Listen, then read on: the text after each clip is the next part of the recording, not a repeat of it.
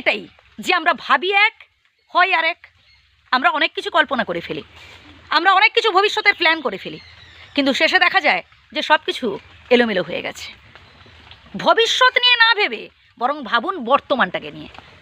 হ্যাঁ, ভবিষ্যৎ নিয়ে ভাববো, ওই যতটুকুন না হলে নয় ততটুকুন ঠিক আছে, কিন্তু বর্তমানের সুখটাকে বিসর্জন দিয়ে সব কিছু সঞ্চয় করে রাখবো, বর্তমানটাকে উপভোগ করবো না, মানে বর্তমানে আতপেটা হয়ে থাকবো ভবিষ্যতের জন্য, মানে ভবিষ্যতের রাজা হব এটা ভেবে। আমরা অনেকেই বর্তমানটাকে নিয়ে ভাবি না, তাই কথাগুলো বলছি। শেষ পর্যন্ত শুনুন, উপকৃত হবেন।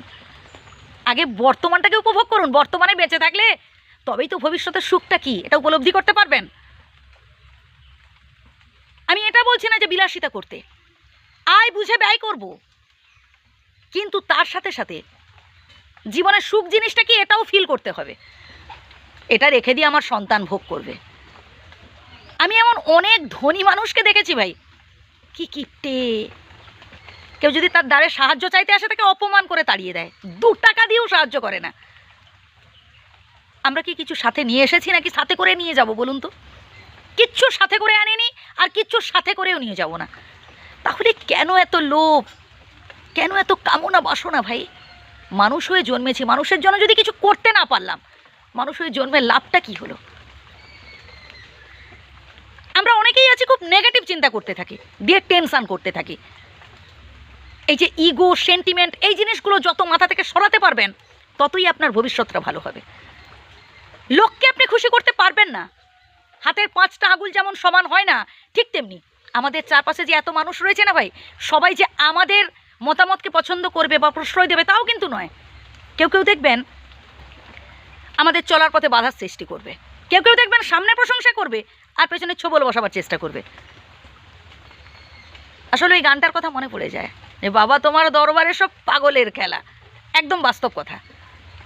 কত ধরনের মানুষ যে পৃথিবীতে আছে তার ঠিক নেই। তাই সবাইকে নয় ভাই, সব থেকে বেশি নিজেকে সন্তুষ্ট করার চেষ্টা করবেন, সব থেকে বেশি নিজেকে গুরুত্ব দিন। আমরা তুলনা করি তাদের সাথে যাদের আর্থিক অবস্থা আমাদের থেকে ভালো। কে 10 তলা বিল্ডিং করে ফেললো, কার ব্যবসায় লাভ হয়ে গেল, কার মেয়েকে ভালো করে বিয়ে দিয়ে দিল, কার ছেলে ক্লাসে ফার্স্ট হয়ে গেল, কার স্বামীর রোজগার কত বেশি।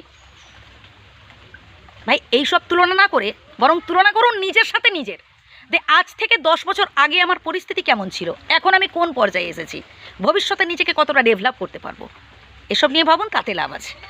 আমি চাই বন্ধু যে আপনি জীবনে ভালো কিছু অ্যাচিভ করুন, জীবনটা উপলব্ধি করুন, তাই কথাগুলো বললাম। যদি ভালো লেগে থাকে গ্রহণ করতে পারেন মতামত।